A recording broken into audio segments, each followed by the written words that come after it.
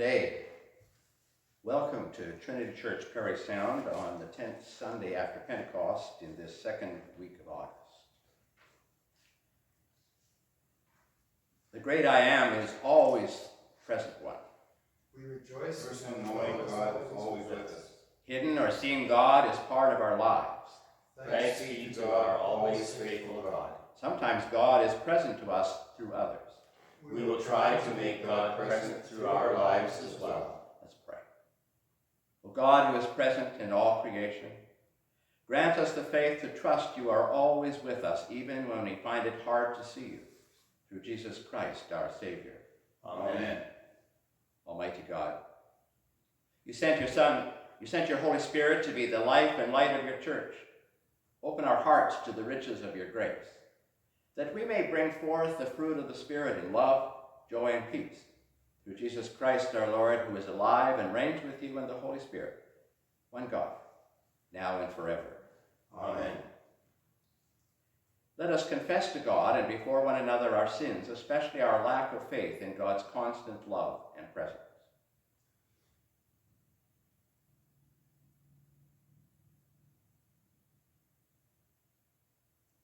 We confess to you, O God, and before one another, that we have sinned. You have created us out of love and filled us with your own sweet Spirit, and yet we doubt your presence in the midst of our lives. Because we are too distracted and busy to notice you, we think you are absent from us. When we do notice you, we try to make that time the benchmark holy time. We fixate on it and try to recreate it rather than allowing you to be present in each and every moment of our lives. Forgive us and renew us as your Spirit opens us to your graceful presence. God is with us and within us. Receive the good news of God's loving presence and share the presence with others. Amen.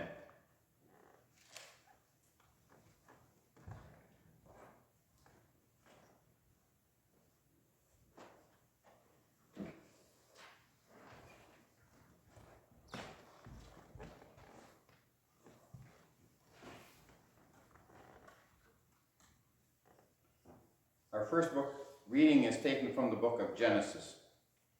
Now Jacob settled in the land where his father had lived as an alien, the land of Canaan. This is the story of the family of Jacob. Joseph, being 17 years old, was shepherding the flock with his brothers. He was a helper to the sons of Bilhah and Zephath, his father's wives, and Joseph brought a bad report to them to their father. Now Israel loved Joseph more than any other of his children, because he was the son of his old age, and he had made him a long robe with sleeves. But when his brothers saw that their father loved him more than all his brothers, they hated him, and could not speak peaceably among them. Now his brothers went to pasture their father's flock near Shechem, and Israel said to Joseph, "Are you not your brothers pasturing the flock in Shechem? Come, I will send you to them." And he answered, "Here I am." And he said to him, "Now go and see if all is well with your brothers and with the flock, and bring me word back." So he sent him from the valley of Hebron. And he came to Shechem, and a man found him wandering in the fields. And the man asked him, "What are you seeking?" "I am seeking my brothers," he said. "Tell me, please, where they are pasturing the flock." And the man said, "They have gone away, for I heard them say, 'Let us go to Dothan.'" So Joseph went after his brothers and found them at Dothan. And they saw him from a distance, and before he came near to them, they conspired to kill him. They said to one another, "Here comes his dreamer. Come now, let us kill him and throw him into one of the pits. Then we shall say that a wild animal has devoured him, and we shall see that what will become of his dreams." But when Reuben heard it, he delivered him out of their hands, saying, "Let us not take his life." Reuben said to them, "Shed no blood. Throw him into this pit here in the wilderness, but lay no hand on him, that he might rescue him out of their hand and restore him to his father." So when Joseph came to his brothers, they stripped him of his robe, the long robe with sleeves that he wore, and they took him and threw him into a pit. Now the pit was empty, there was no water in it. Then they sat down to eat, and looking up they saw a caravan of Ishmaelites coming from Gilgad, with their camels, carrying gum, balm, and resin on their way to carry it down to Egypt. Then Judah said to his brothers, "What profit is there if we kill our brother and conceal his blood? Come, let us sell him to the Ishmaelites, and not lay our hands on him, for he is our brother, our own flesh." And his brothers agreed. And when the Midianite traders passed by, they drew Joseph up, lifted him out of the pit, and sold him to the Ishmaelites for 20 pieces of silver. And they took Joseph to Egypt. Hear what the Spirit is saying to God's people. Thanks be to God.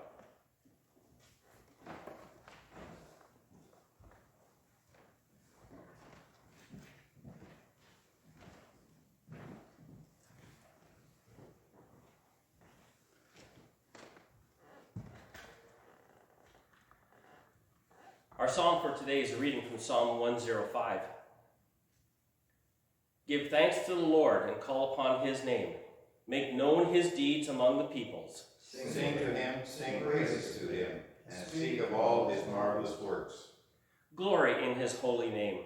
Let the hearts of those who seek the Lord rejoice. Search for the Lord and his strength.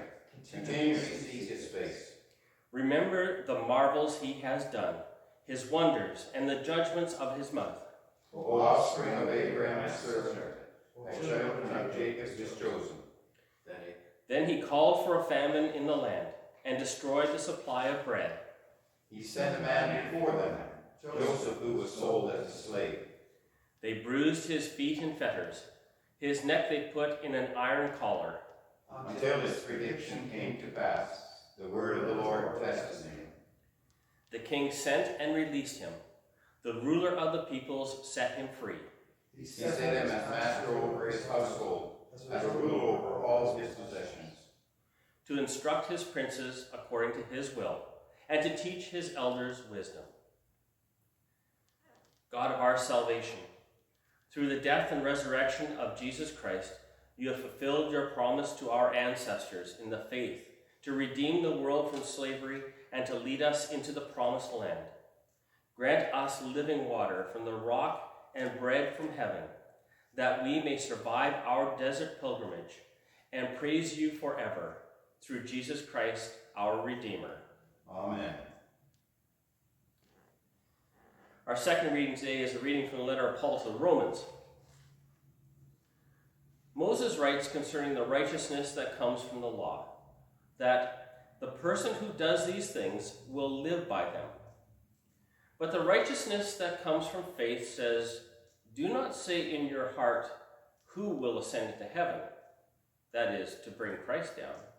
Or, who will descend into the abyss? That is, to bring Christ up from the dead. But what does it say? The word is near you, on your lips and in your heart. That is, the word of faith that we proclaim. Because if you confess with your lips that Jesus is Lord, and believe in your heart and so is justified, and one confesses that God raised him from the dead, you will be saved. For one believes with the heart, and so is justified. And one confesses with the mouth, and so is saved. The scripture says, no one who believes in him will be put to shame. For there is no distinction between Jew and Greek. The Lord is the Lord of all, and is generous to all who call on him. For everyone who calls on the name of the Lord will be saved. But how are they to call on one in whom they have not believed? And how are they to believe in one of whom they have never heard? And how are they to hear without someone to proclaim him? And how are they to proclaim him unless they are sent? As it is written, how beautiful are the feet of those who bring good news. Hear what the Spirit is saying to God's people. Thanks be to God.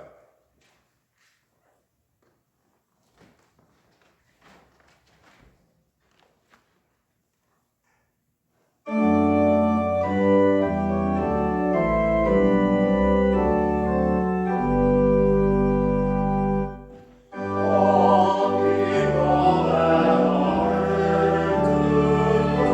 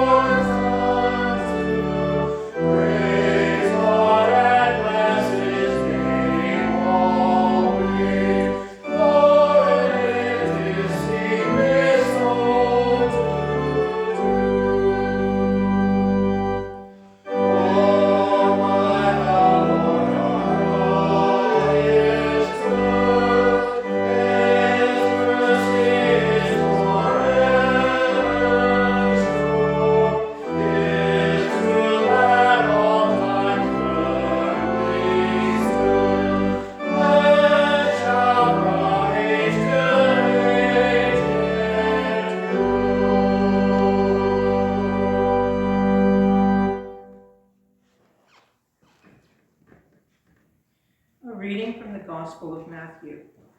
Immediately he made the disciples get into the boat and go on ahead to the other side while he dismissed the crowds. And after he had dismissed the crowds, he went up the mountain by himself to pray. When evening came, he was there alone, but by this time the boat, battered by the waves, was far from the land, for the wind was against them. And early in the morning he came towards them on the lake. But when the disciples saw him walking on the lake, they were terrified, saying, "It is a ghost," and they cried out in fear. But immediately Jesus spoke to them and said, "Take heart, it is I, do not be afraid." Peter answered him, "Lord, if it is you, command me to come to you on the water." He said, "Come." So Peter got out of the boat, started walking on the water, and came towards Jesus. But when he noticed the strong wind, he became frightened, and beginning to sink, he cried out, "Lord, save me." Jesus immediately reached out his hand and caught him, saying to him, "You of little faith, why did you doubt?" When they got into the boat, the wind ceased, and those in the boat worshipped him, saying, "Truly, you are the Son of God."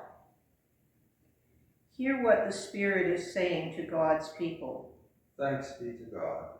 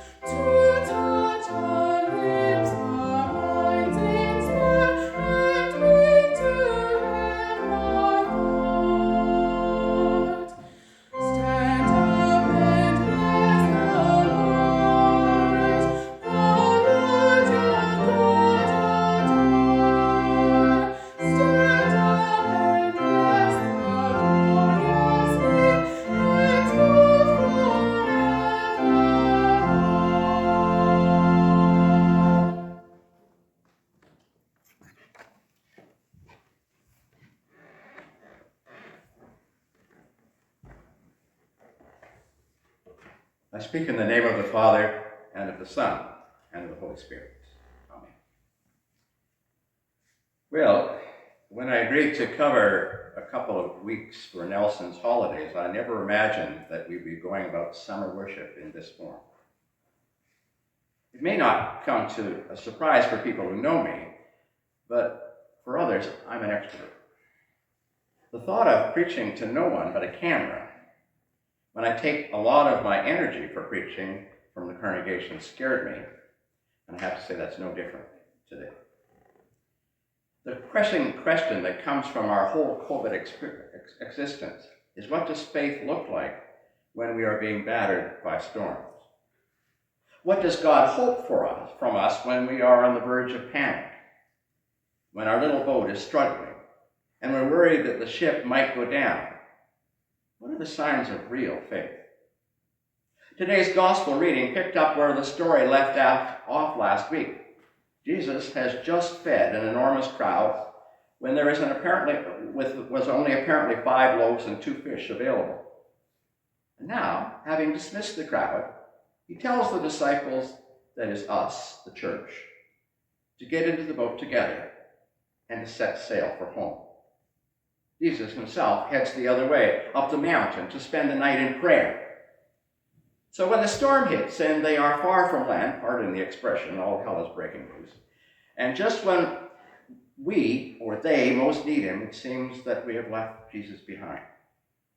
For the disciples in the boat, Jesus has been left behind on the shore, praying for us, but not with us when the storm hits. The imagery here is important to hear. It's never too turbulent to pray. Jesus has sent the disciples off on a mission, like he has us in the midst of being the church in a new way, 6 feet apart, masked world. And although Jesus does not come to us in the midst of the storm in the story, he does come quickly.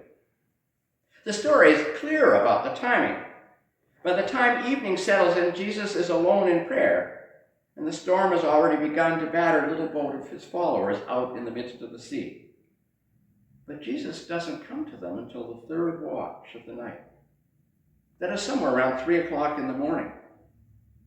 The boat has been battered by the storm for quite some time.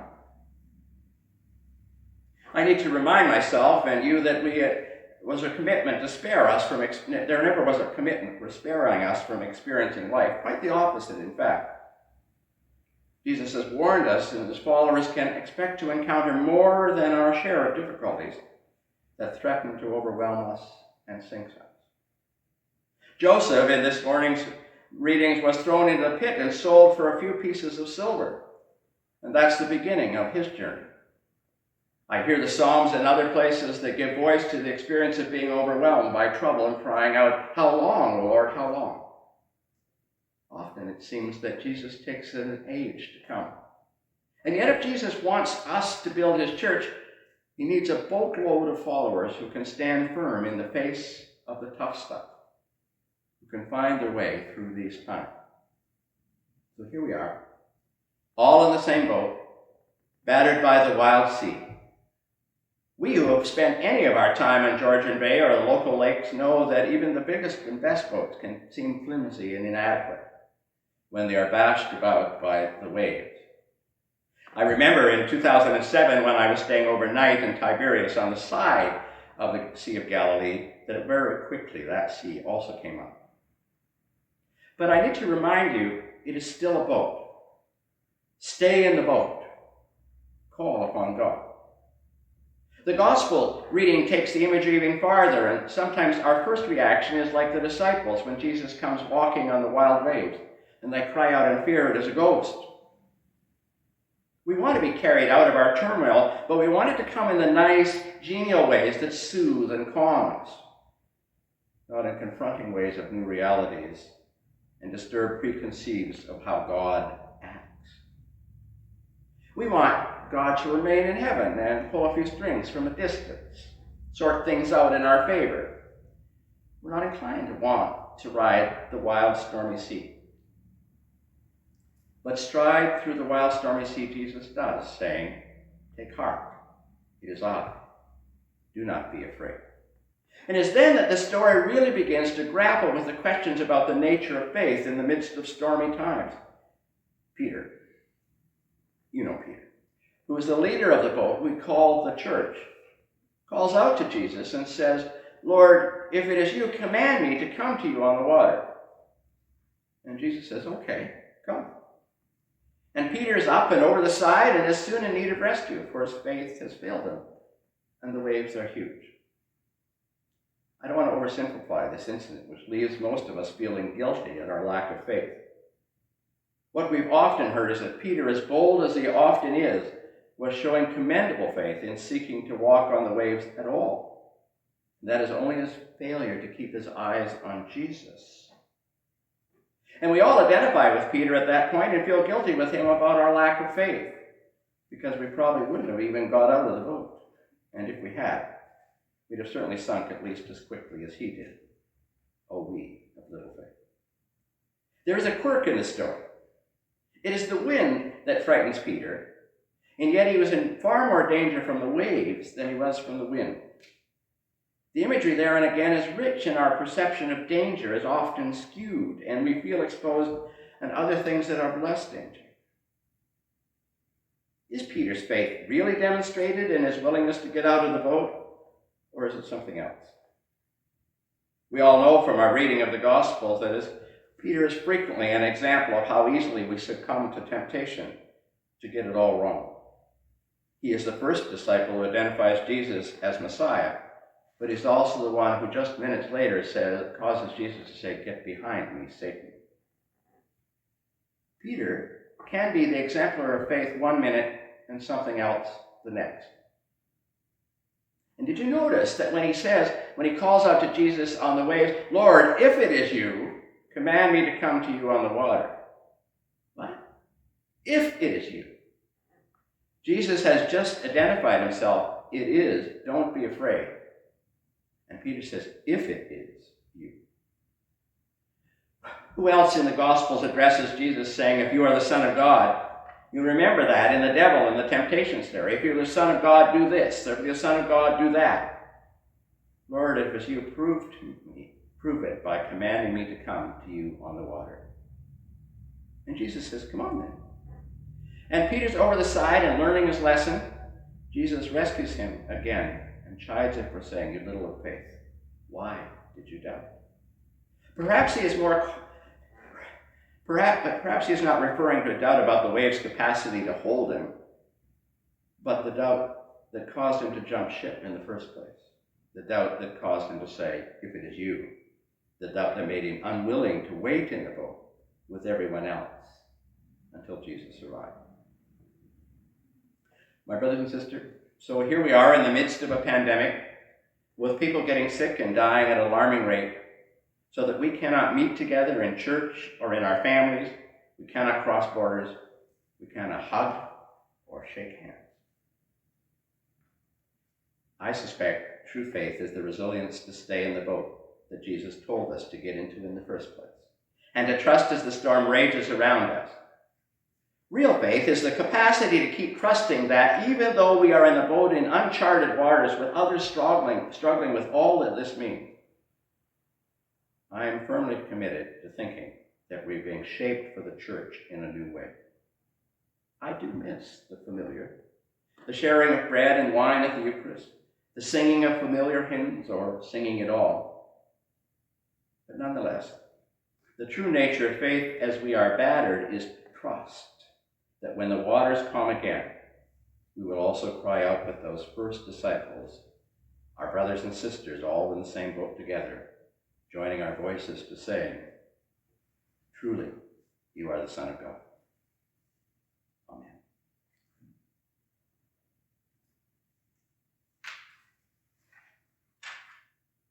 Now, normally I would invite you to stand and join me in the affirmation of faith. Let's do the Hear, O Israel. Hear, O Israel, the Lord our God, the Lord is one. Love the Lord your God with all your heart, with all your soul, with all your mind, and with all your strength. This is the first and great commandment. The second is like it. Love your neighbor as yourself. There is no commandment greater than these.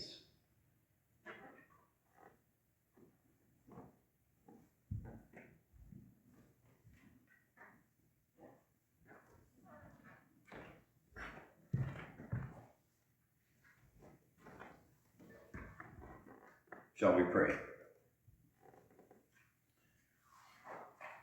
Loving God, from the beginning, you placed us in the midst of your good earth as stewards and caretakers. In the spirit of courage and commitment, we pray that you would cultivate in us a true reverence for our world and for one another, saying, God, Creator, bring us to life. Jesus, Redeemer, renew us. We thank you for your gifts in creation, for the beauty and the resources of this land, and for the rich heritage we enjoy. We pray for the church. May it faithfully share the message of your goodness to the ends of the earth. We pray especially for Anne, our Archbishop, Linda, our Primate, and this Diocese of Algoma, particularly Retreat House, Mason View, Bracebridge, and Viola Loyal, Sudbury. We pray for retiring clergy in our deanery, many of whom continue to assist in parishes, and we ask God for their dedicated service to Christ and the church. For all our ministers and all the people of God, God, Creator, bring us to life. Jesus, Redeemer, renew us. We pray for those who work on the land and sea, in city and in industry, and all that may enjoy the fruits of their labors, and for artists, scientists, remembering especially those who are working on a vaccine and therapeutics to overcome the COVID-19 virus, and the visionaries among us, through whose work we can see creation afresh. God, Creator, bring us to life. Jesus, Redeemer, renew us. We pray for those who make decisions about the resources of the earth. Inspire them to lead us using their gifts responsibly, so that they may be shared generously with all your people. God, Creator, bring us to life. Jesus, Redeemer, renew us. We thank you for joining our lives with all who make their journeys rich and fruitful.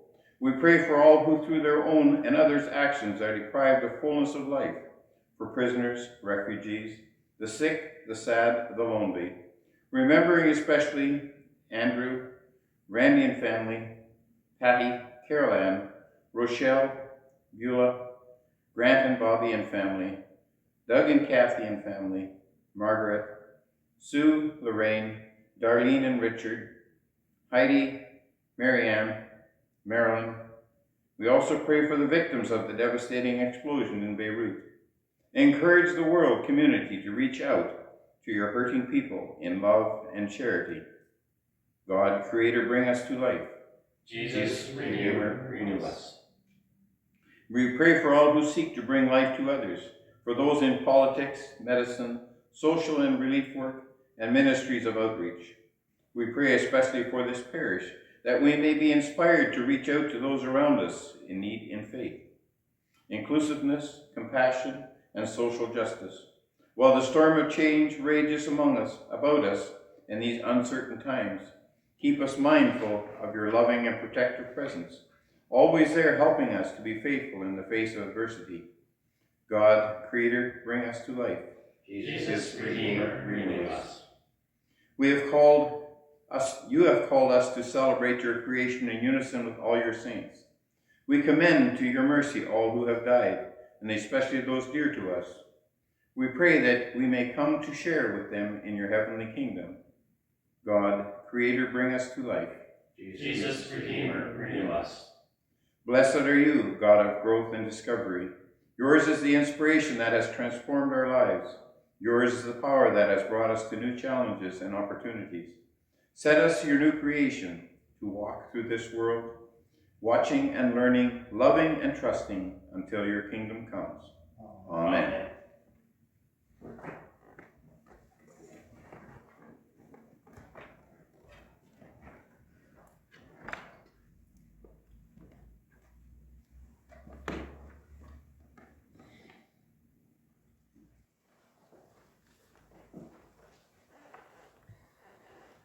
And now as our Lord Jesus Christ has taught us to say, Our Father, who art in heaven, hallowed be thy name.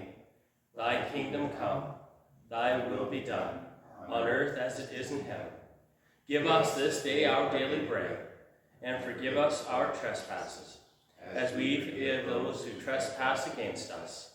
And lead us not into temptation, but deliver us from evil. For thine is the kingdom, the power, and the glory, forever and ever. Amen.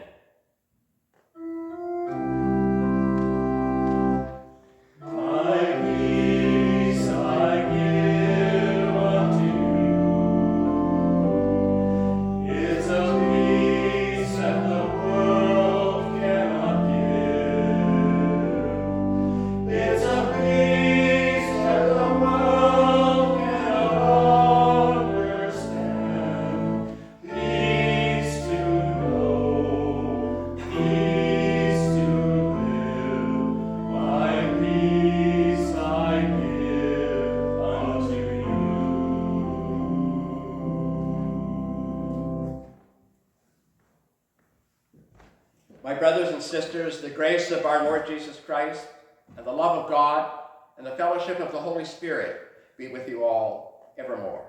Amen. Let us bless the Lord. Thanks be to God.